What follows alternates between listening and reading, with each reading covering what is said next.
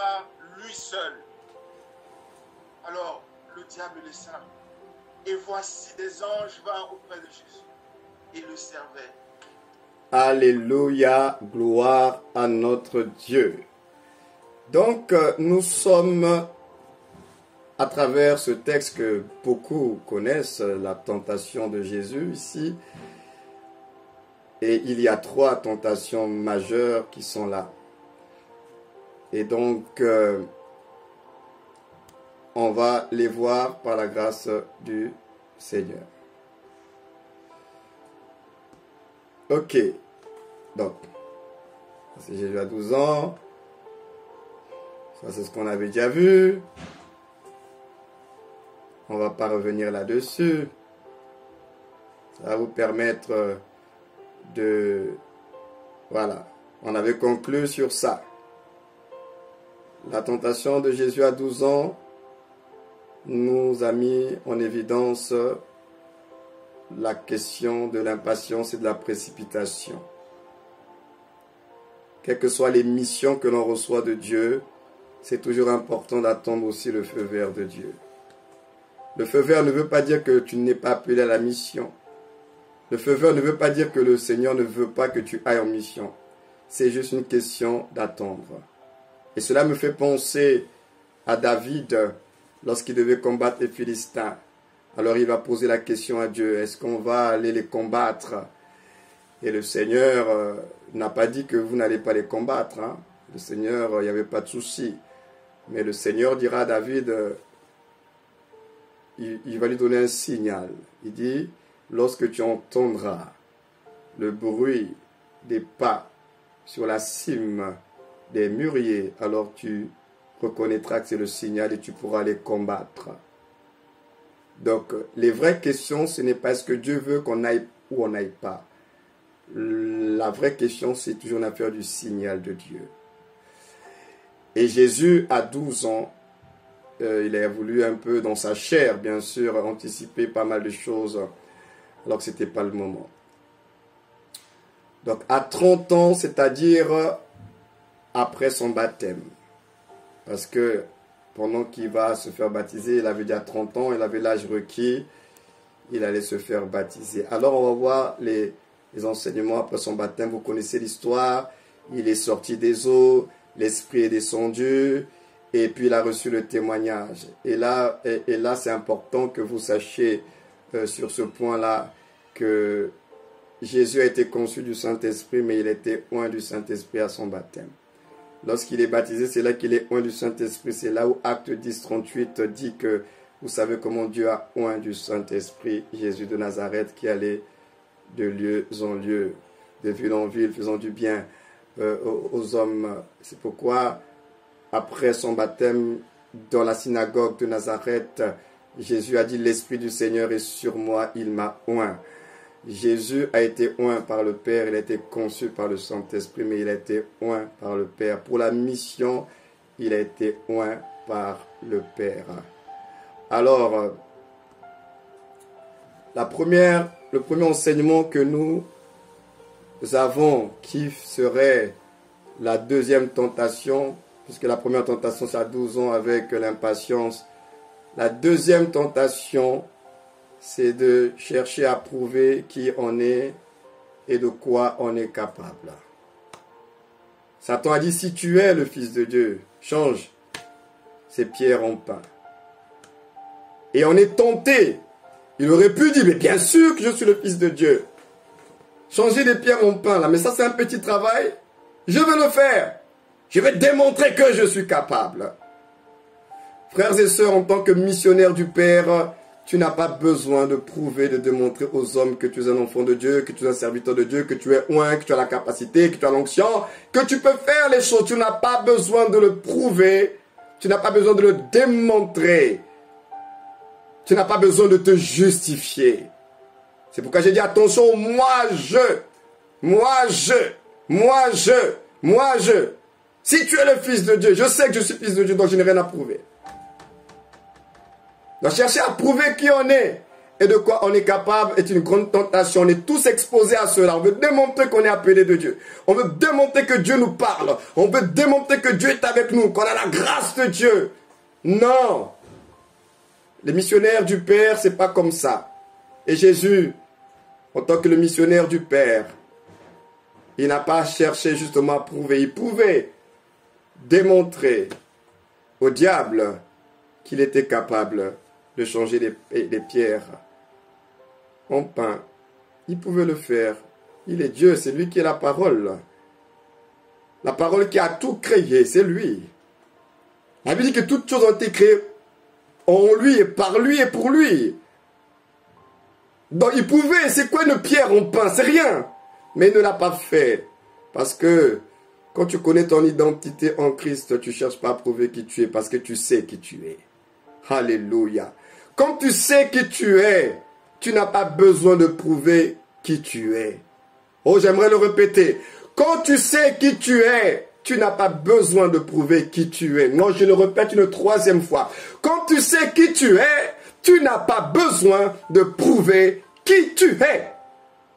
Parce que ce que tu es là, ça va dégager son parfum de lui-même. Alléluia, gloire à Dieu. Donc tu n'as rien à prouver aux hommes que tu es un enfant de Dieu. Tu n'as rien à prouver. C'est pourquoi souvent je vous le dis et quelquefois ça vous amuse quand je le dis, mais pourtant c'est vrai. Vous ne pouvez pas faire des prières, Seigneur, bénis-moi, fais ceci dans ma vie pour que les gens du quartier sachent que je prie un Dieu vivant, ou bien tu vas punir les gens du quartier. Tu ne pries pas pour punir les gens du quartier. Si c'est ça tes intentions, c'est pas bon. Il ne s'agit pas de toi là. Il ne s'agit pas de toi. Dieu saura te justifier. Dieu saura te justifier. Deuxième tentation dans ce passage, qui est la troisième tentation d'ordre général, et ça c'est assez délicat et subtil. Chercher à prouver de quoi Dieu est capable. Alléluia. Ah oui. Dieu n'a pas besoin d'avocat humain. Dieu n'a pas besoin de défenseur humain. Dieu n'a pas besoin que toi, tu puisses le défendre. Dieu est Dieu. Il sait se révéler. Il sait lui-même démontrer qu'il est Dieu. Donc il n'a pas besoin que tu puisses l'amener à démontrer qu'il est Dieu. Il est Dieu. Ça sonne un peu subtil ce que je suis en train de dire, mais pourtant c'est vrai. Jette-toi, Dieu ordonnera à ses anges. Dieu. Non. Tu n'as pas besoin de chercher à prouver de quoi Dieu est capable. Il y a des rendez-vous que Dieu lui-même va prendre avec toi pour démontrer qu'il est ton Dieu. Mais ce n'est pas à toi d'organiser des événements pour démontrer que Dieu est Dieu. Dieu n'a pas besoin de montrer. Parce que toi, tu as convoqué un rendez-vous pour qu'il démontre qu'il est Dieu. Jette-toi, Dieu ordonnera à ses anges. Et Jésus a dit quoi? Pourtant, c'est vrai, en tant que fils de Dieu, les anges pouvaient intervenir. Mais Jésus a répondu comment? Il dit, tu ne tenteras pas le Seigneur ton Dieu. Où est le rapport avec le fait de se jeter de la montagne pour espérer recevoir une intervention divine? Où est le lien avec la tentation vis-à-vis de Dieu? Il dit, tu ne tenteras pas Dieu. Pourtant, Dieu est capable de sauver. Dieu est capable, mais tu ne vas pas le tenter. Il y a des choses, si ce n'est pas lui-même qui est l'initiateur, qui te pousse à faire certaines choses, tu vas y aller dans le zèle que Dieu va faire et tu vas être surpris que rien ne se passe.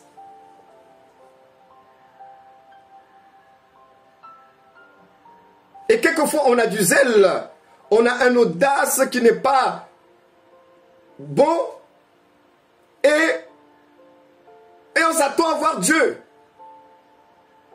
Et puis Dieu n'agit pas. Et on est frustré. Pourtant Dieu est capable. Dieu est puissant. Oui, Dieu est capable. Il est puissant, mais Dieu n'est pas notre marionnette. Dieu est capable, mais il est puissant, mais il n'est pas notre garçon de course. Il est tout puissant, il n'a pas besoin de le démontrer. Il est ce qu'il est, il se suffit à lui-même. Donc, quand on veut chercher à prouver de quoi Dieu est capable, ce n'est pas à nous. Si Dieu veut, dans la situation dans laquelle tu te trouves, lui-même il a prévu d'éclater sa gloire, il va faire éclater sa gloire. Et chercher à prouver de quoi Dieu est capable. C'est une tentation. Et Jésus aurait pu le faire. Mais il a dit non, non, non, tu ne tenteras pas Dieu. C'est pourquoi dans la vie chrétienne, faisons attention. Quelquefois, on fait des choses en tant que croyants qui semblent être légitimes, mais c'est une forme de tentation du Seigneur parce que ce n'est pas ce qu'il t'a demandé de faire. Tu vas aller dans des endroits où le Seigneur ne t'a pas demandé d'y aller, tu y vas parce que tu es un enfant de Dieu.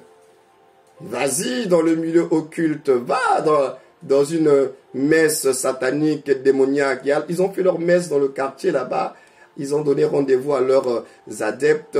Toi aussi, tu n'as qu'à y aller. Tu es un enfant de Dieu. Tu as la lumière. Dès que tu es arrivé là-bas, tu vas éclairer tout le monde. Si ce n'est pas Dieu qui t'a envoyé en mission à leur messe satanique là, le fait que tu y ailles là, tu vas te créer des problèmes à toi-même. Ce n'est pas une question que tu n'es pas un enfant de Dieu. C'est que tu n'as pas reçu l'autorisation, le mandat d'aller dans cette zone-là. C'est ça le problème. Ce n'est pas parce qu'on est enfant de Dieu, on fait ce qu'on veut. Parce qu'au nom de notre Dieu Tout-Puissant, oui, Dieu, il est Tout-Puissant. Mais faisons extrêmement attention.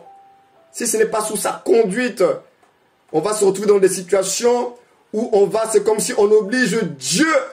On oblige Dieu à ce moment-là de ta vie à prouver et à démontrer sa puissance qu'il est capable. Dieu n'a pas besoin de démontrer quoi que ce soit, il est Dieu. Parce que s'il ne le fait pas, Dieu m'a déçu. Combien de fois on n'a pas eu à le dire? Je m'attendais au Seigneur, mais le Seigneur n'a pas fait. Je suis déçu, Dieu m'a déçu, je ne comprends pas. Mais moi, je ne crois pas que Dieu œuvre pour nous décevoir. Lorsque nous vivons un silence de Dieu, lorsque nous vivons une inaction de Dieu, ce n'est pas Dieu qui le fait volontairement pour nous décevoir, soit c'est nous qui avons la mauvaise attente. Dieu n'est pas là pour décevoir les gens. C'est que tu as eu une attente qui n'était pas la bonne attente à ce moment-là. Et dans l'excitation de ta foi, tu te dis, mais comme Dieu il est grand, il est puissant, il va le faire. Alors tu vas te retrouver devant un cadavre. Et comme tu sais que ton Dieu il est tout puissant, tu dis, aujourd'hui je vais vous démontrer que Dieu il est Dieu. Amenez-moi tous les morts de la ville.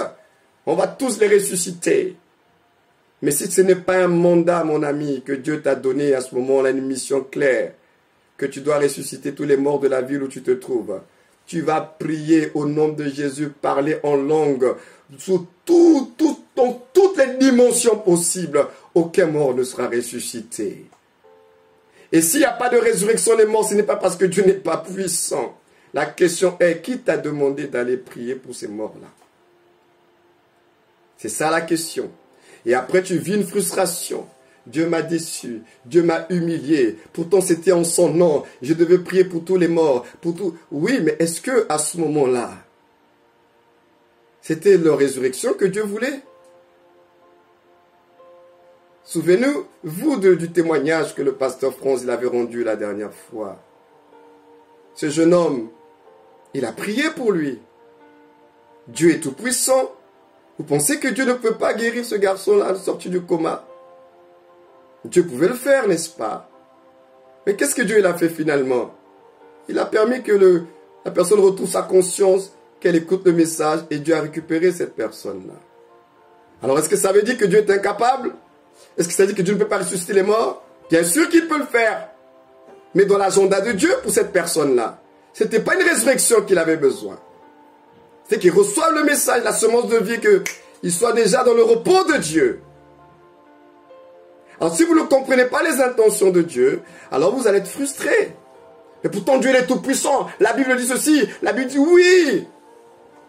Mais tu ne tenteras pas le Seigneur ton Dieu. Il y a des situations très extrêmes dans nos vies. Faisons attention.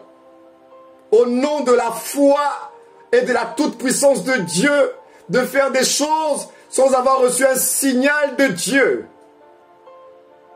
Vous allez souffrir pour rien. Et enfin, troisième tentation. Chercher à obtenir une gloire rapide pour soi-même.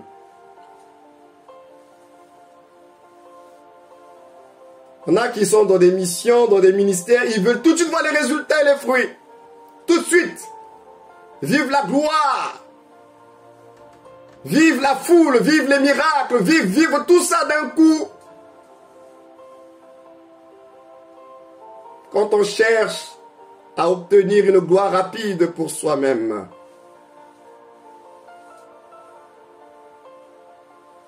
c'est pas bon. Parce que le Fils de Dieu n'est pas venu pour se faire glorifier lui-même. Il est venu pour glorifier le Père. Dans le cas de la mission, frères et sœurs, il ne s'agit pas de toi. Il s'agit de lui à travers toi. Il s'agit de sa gloire à laquelle tu participes. Il ne s'agit pas de toi. C'est pourquoi la dernière fois, je vous avais dit, mais le ministère, là, même la mission, ce n'est pas ton ministère ni ta mission. Nous souffrons inutilement parce qu'on s'est tellement approprié cette affaire de mission, de ministère, qu'on a oublié même le propriétaire de l'affaire. C'est Dieu. Il ne s'agit pas de toi. Tu es frustré, on ne te reconnaît pas. Tu es frustré, ça ne marche pas. Mais ce n'est pas de toi dont il est question. C'est lui. Ce n'est pas de ta gloire. Tu ne travailles pas pour toi. Dieu ne nous a pas donné les ministères ou bien nos différents appels même à la mission pour un plan de carrière personnel. Pour une gloire personnelle. Les ministères et les différentes missions que Dieu nous a données, ce n'est pas pour une reconnaissance personnelle, pour nous mettre en avant. C'est pour que nous puissions à travers ces missions et ces ministères révéler la gloire de Dieu. Révéler la gloire de Dieu. Il ne s'agit pas de toi. Mais aujourd'hui, on se bagarre pour cette affaire de mission, de ministère, parce que chacun veut tellement être devant, chacun veut tellement être le premier, chacun veut tellement qu'on parle de lui, que vous avez oublié que la gloire est pour une personne, ce n'est pas pour nous. C'est pourquoi je dis que nous devons faire attention à la quête et à la recherche de la gloire de ce monde. Nous sommes tellement exposés,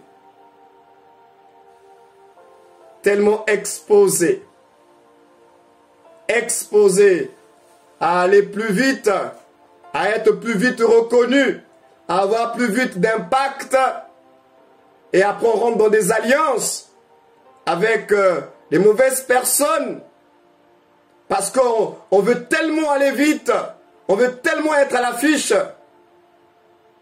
Aujourd'hui, je suis surpris quand je vois ce qui se passe sur les réseaux sociaux sont très bons. C'est un puissant outil pour pouvoir parler du Seigneur.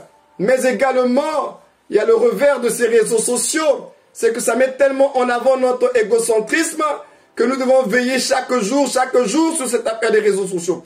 Ça va faire bientôt, je pense que presque plus d'une année, où je publie quasiment plus rien, moi, sur Facebook. Pas parce que je n'ai plus envie d'y aller, c'est que j'attends le moment pour revenir de nouveau, pour publier là-dessus. Il y a trop d'égocentrisme, de narcissisme. Et c'est tout le monde qui devient prédicateur sur Facebook, tout le monde devient enseignant. Tout le monde a quelque chose à dire, tout le monde a quelque chose à partager.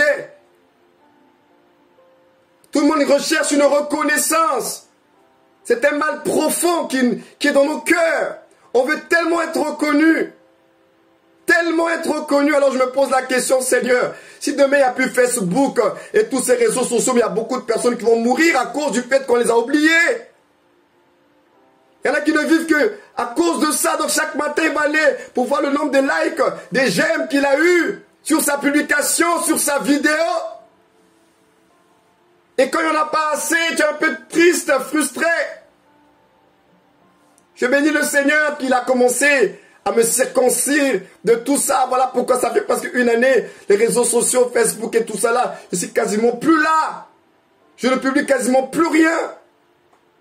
Je ne suis pas en quête de rechercher, il faut vite que je publie pour que même sur Facebook j'ai beaucoup de j'aime. Alors je ne dis pas qu'il ne faut pas le faire, il faut le faire. Mais il faut le faire avec la bonne direction de Dieu. Mais cette quête effrénée de reconnaissance, d'être connu et reconnu par le monde, si ça devient ta raison de vivre et d'être, c'est pas bon. Mais si par contre tu utilises cela comme un instrument pour ta mission, gloire à Dieu. Si la mission que Dieu t'a assignée, c'est de puissamment influencer dans les réseaux sociaux, alors tu vas puissamment le faire. Mais tu ne vas pas publier tout et rien du tout, parce qu'il faut qu'on sache qu'aujourd'hui tu as publié quelque chose et que tu es actif dans les réseaux sociaux. Après, ça devient une prison, frères et sœurs. Alors ça touche ton ego. Et les gens qui sont très narcissiques, on les voit s'exposer sur les réseaux sociaux. Attention, Église du Seigneur, à la quête et à la recherche de la gloire de ce monde. L'apôtre Paul disait, si je cherchais encore à plaire aux hommes, je ne serais pas serviteur de Christ. Un serviteur de Jésus-Christ, il n'est pas là à ce que tout le monde l'acclame, il n'est pas là pour la gloire des hommes, il est là pour la gloire de Dieu. Et si Dieu m'approuve, c'est ça le plus important. C'est pourquoi je dis attention à l'adoration du monde et des gens à notre sujet. Dieu seul est digne de notre adoration. Parce que dans la mission, on peut facilement oublier qui nous a mandatés. Et à cause de la puissance de l'onction des grâces qui sont sur nos vies, on peut se retrouver, sans même qu'on s'en rende compte, dans une gloire des hommes. Parce que les hommes, malheureusement, ils célébreront toujours les dons que nous incarnons. Ils vont toujours jeter des fleurs. Oh, le pasteur un tel. Oh, l'apôtre un tel. Oh, le frère un tel. Quel grave. Elle chante bien. Il prêche bien. Ils vont tellement célébrer le don que tu incarnes.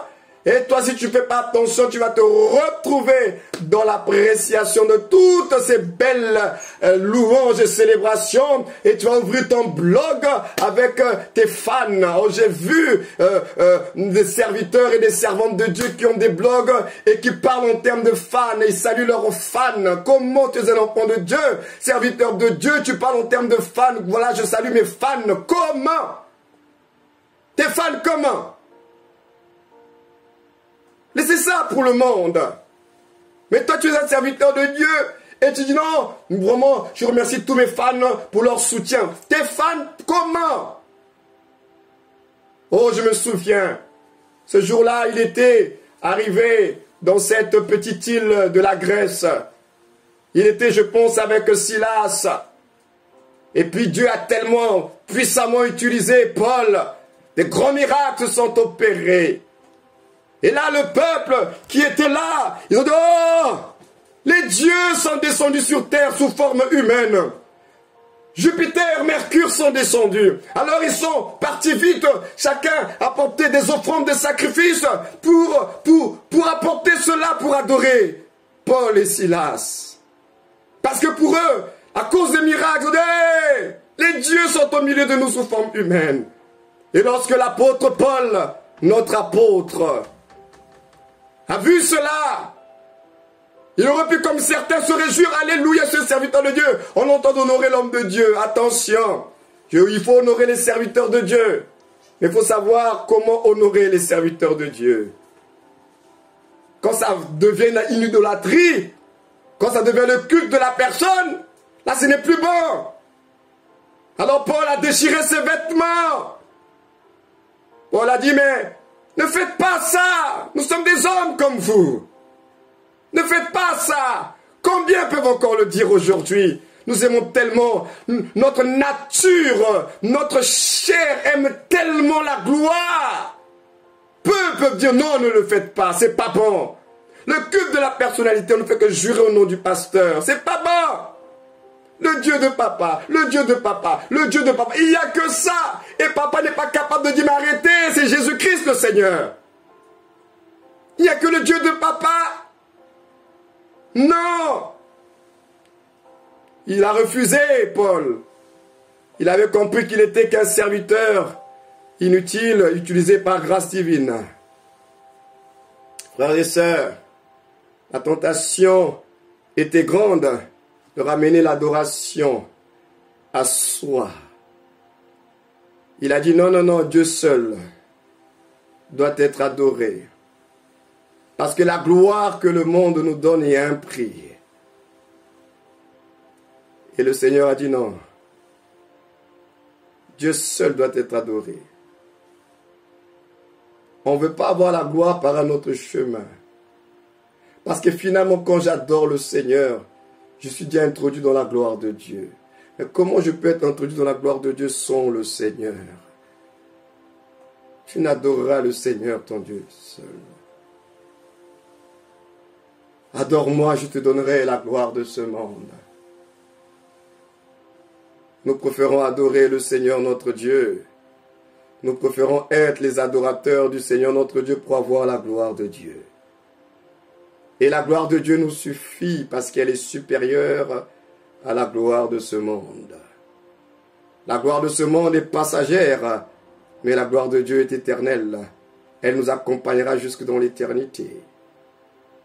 Alléluia, gloire à Dieu. La gloire de Dieu.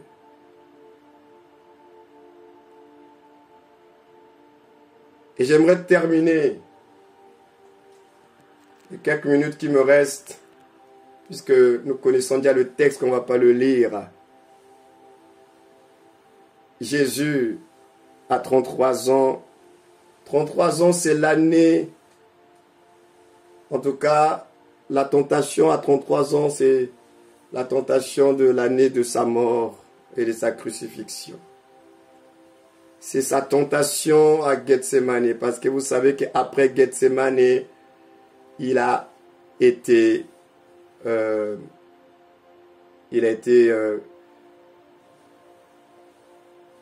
attrapé par les Romains et il est rentré dans le chemin de la passion. 33 ans. Et qu'est-ce qui se passe à Gethsémane? Une autre tentation. C'est la tentation, frères et sœurs, de ne pas se soumettre au plan et à la volonté de Dieu. Quelquefois, on est tellement dans cet esprit d'indépendance qui nous revient, d'autosuffisance, et que finalement, ce ne sont plus les plans de Dieu qui nous importent, ce sont nos projets personnels, nos plans à nous. Alors que nous sommes là pour le Seigneur. C'est le Seigneur, frères et sœurs. C'est pourquoi je dis ceci, que le missionnaire du Père, il apprend à faire plier sa volonté à celle de Dieu. Il ne s'agit pas de toi, il s'agit de lui.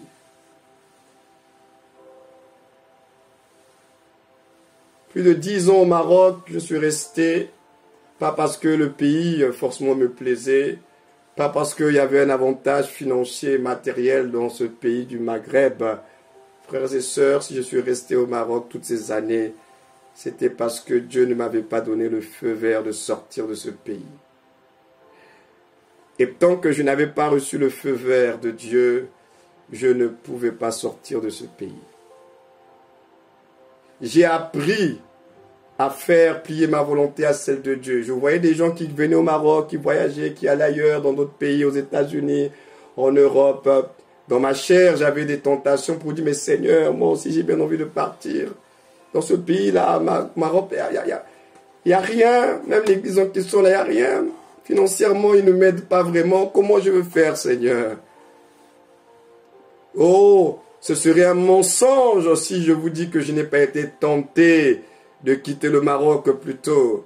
Ce serait un mensonge si je vous dis que je n'ai pas été tenté face à mes frustrations au Maroc de tout abandonner pour aller me chercher ailleurs. Ce serait un gros mensonge.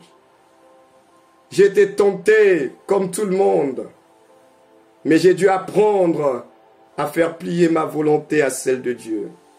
Alors les gens, même mes propres parents ne comprenaient pas, mais Gaël, il fait quoi au Maroc? Mais il y a quoi même de bon là-bas? Pourquoi il reste dans ce pays-là? Oh, les gens ne peuvent pas savoir, quand tu es un missionnaire de Dieu, tu ne fais pas ce que tu veux. tu fais la volonté de celui qui t'a appelé. Et il faut apprendre à se soumettre. C'est pourquoi je parlais de soumission tout à l'heure. C'est pourquoi nous prions, non pas ce que je veux, Seigneur, et ce que je désire, mais ce que tu veux. Ce que tu veux et ce que tu désires par moi, pour moi et à travers moi, Seigneur.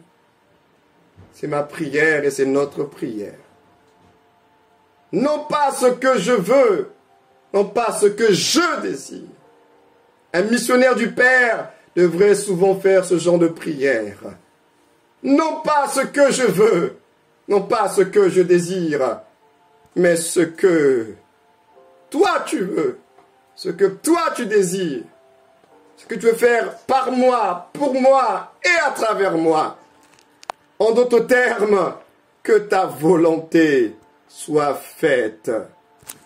Parce que la volonté de Dieu, elle est bonne, agréable et parfaite.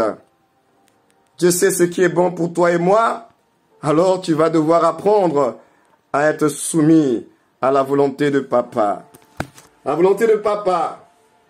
Voilà, frères et sœurs, pour aujourd'hui. Et la prochaine fois, on va terminer par missionnaire, démissionnaire. Et on va étudier la prochaine fois la vie d'un prophète appelé Jonas. Alléluia. Mais oui, là où tu es, tu peux prier le Seigneur. Seigneur, face à toutes les tentations de la mission, Seigneur, je veux être comme Jésus, ne pas céder. Je ne veux pas céder, Seigneur, à la précipitation. Je ne veux pas céder, Seigneur, à chercher à me justifier devant les gens. Je ne veux pas céder à chercher à t'obliger à faire des choses pour démontrer que tu es Dieu. Je ne veux pas céder, Seigneur, à une gloire rapide des hommes. Je ne veux pas céder, Seigneur, à la tentation de fuir ma mission, à la tentation de rester dans la zone de confort, alors que toi tu m'appelles à être sur le front. Seigneur, que toutes ces 5 tentations de Jésus me parlent suffisamment, afin que je ne tombe pas dans le piège de l'ennemi de nos âmes. Je suis là, Seigneur, pour faire ta volonté, et rien que ta volonté. Que ta volonté soit faite sur la terre de ma vie, comme tu l'as arrêté dans le ciel, afin que je comprenne que ma raison d'être et de faire, c'est ton projet pour moi. C'est ton plan pour moi, Seigneur. Non pas ma volonté, ta volonté. Et même si tu me demanderais de partir au fin fond du monde, parce que c'est toi qui le voudrais, je répondrai présent à ton appel, Seigneur. Parce que je suis missionnaire de Jésus-Christ. Et quand on est missionnaire de Jésus-Christ, on ne n'accorde plus du crédit à son moi, à sa vie. Mais on apprend tout simplement à écouter la voix du bon berger. Et alors, à ce moment-là, ayant développé l'écoute du bon berger, et lorsqu'il me dira, va à gauche, j'irai à gauche, va à droite, j'irai à droite. C'est pourquoi, frères et sœurs, dans le contexte de la mission, dès que vous voyez ma vie c'est ma prédication. Là où Dieu me demande de m'arrêter, je m'arrête. Là où Dieu demande de faire le sacrifice, je fais le sacrifice. Là où Dieu me demande de partir, je pars. Parce que je crois que je vis sur cette terre. Si j'ai encore le souffle de vie, c'est parce que c'est lui qui l'a voulu. Et j'aimerais vraiment vous encourager. Apprenons à écouter le Seigneur, les battements du cœur de Dieu. Parce que vous êtes des instruments de Dieu. Dieu veut vous utiliser tel que vous êtes. Dieu ne veut pas vous cloner, que tu ne ressembles pas à ton voisin, tu es unique. Mais dans ton unicité, Dieu veut t'utiliser. Peut-être que tu ne seras pas comme moi, appelé à bouger comme cela, à faire certaines concessions de ta vie. Mais tout ce que je veux te dire, c'est que dans ces temps qui sont les derniers, apprenons à écouter la voix du bon berger. Alors il te dira certainement, mon fils, ma fille, voilà ce que j'attends de toi. Investis-toi dans tel domaine, fais ceci, fais cela. Et ta joie finalement se trouvera dans son plaisir à lui. Parce que tu satisferas la volonté de Dieu. Alors tu verras comment le Saint-Esprit communiquera, fera exploser en toi la joie de Dieu. Toi, tu cherches une joie de vie en dehors du Seigneur. Tu ne pourras pas fabriquer cette joie. Quand il est satisfait, cela est infusé en toi. Le cœur de Dieu est satisfait. Tu ressens cette joie intérieure parce que tu es en train de faire la volonté de Dieu. Tant que tu ne comprendras pas cela, tu vas te battre, tu vas fabriquer cette paix, tu vas fabriquer cette joie. Tu n'as pas fabriqué la paix et la joie, cela vient de l'Esprit. Et quand l'Esprit est satisfait en toi, il va infuser cela en toi, dans ton être intérieur. Et tu vas ressentir cette joie, cette paix. Et les gens ne vont pas comprendre, malgré tous tes défis et tes challenges, tu as cette joie, tu as cette paix. Parce que tu es en train de faire la volonté de Dieu. Alors la question est là. Est-ce que tu es en train de faire la volonté de Dieu? Et si tu n'es pas en train de la faire, pourquoi tu ne la fais pas? Qu'est-ce qui t'empêche de faire cette volonté de Dieu? Quelles sont les peurs et les contraintes que tu as? Mais si Dieu a mis devant vous un berger, un apôtre, qui à travers le témoignage de sa vie, j'ai osé, même si j'étais incompris, j'ai osé. Mon défunt père a dû venir au Maroc pour voir de ses propres yeux.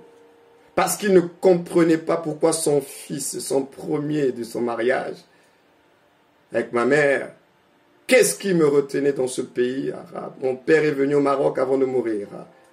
Il fallait qu'il voie. Et quand mon père est venu au Maroc, il a vu. Alors, dans son état de maladie, il dit, je comprends alors. Je ne sais pas qu'est-ce qu'il avait compris. Mais mon père a dit, j'ai compris.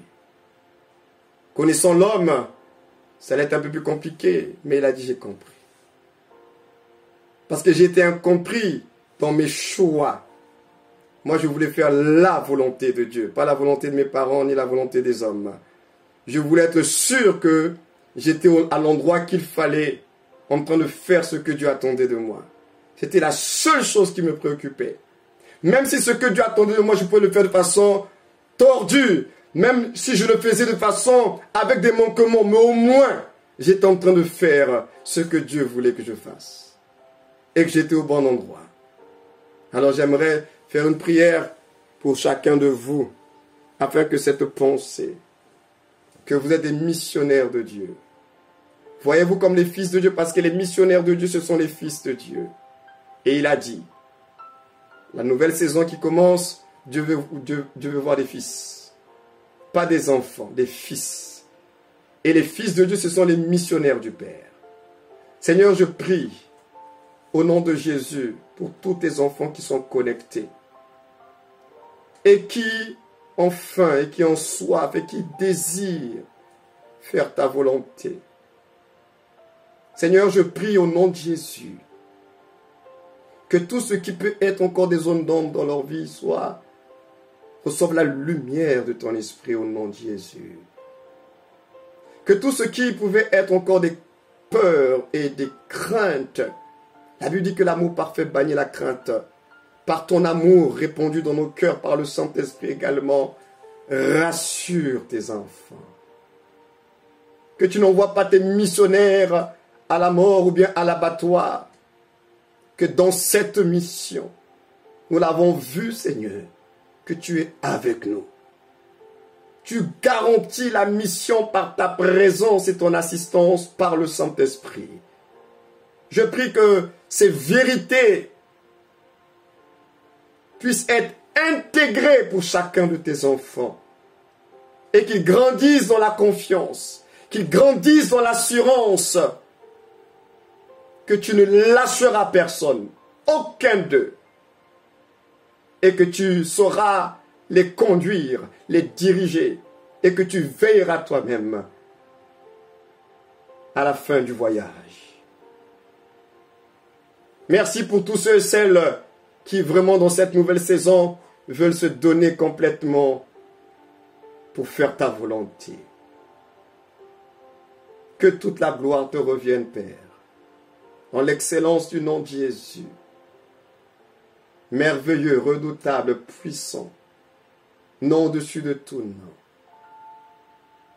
Nous avons ainsi prié avec action de grâce. Et nous pouvons dire Amen, Amen et Amen. Que le Seigneur vous bénisse. Bon dimanche à tous.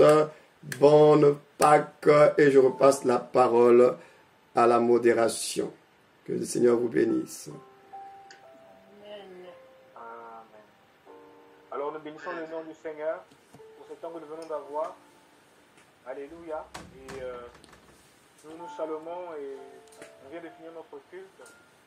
Donc n'oubliez pas de bénir ton frère, de bénir ta soeur par une parole de bénédiction. Tu peux enlever ton micro et bénir ta soeur, ton frère, cette nouvelle semaine qui va commencer à partir de demain et surtout de passer un très bon week-end. Shalom, shalom. Shalom à tous. Shalom, shalom. Shalom à tous.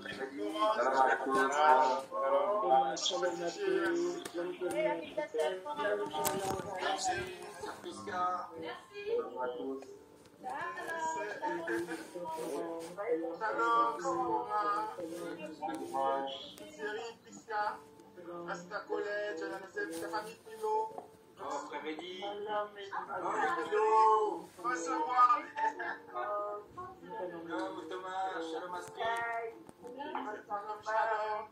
Shalom, shalom. La famille qui est là. Shalom.